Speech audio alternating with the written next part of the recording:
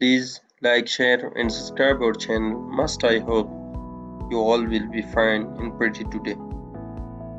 We discuss fly ash used in construction projects. Fly ash, pozzolan. Fly ash is used to lower the cost and improve the performance of PCC. Typically, 15% to 30% of the Portland cement is replaced by fly ash, with even high percentage for mass concrete placements. The substitution ratio for fly ash to Portland cement is typically 1:1 to 1.5 to 1.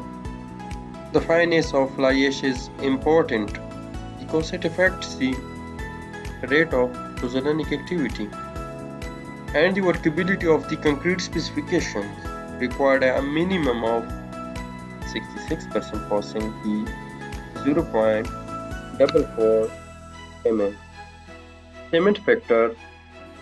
Because fly ash contribution to the total cementitious material available in a mix, the minimum cement factor Portland cement used in PCC can be effectively reduced for fly ash concrete.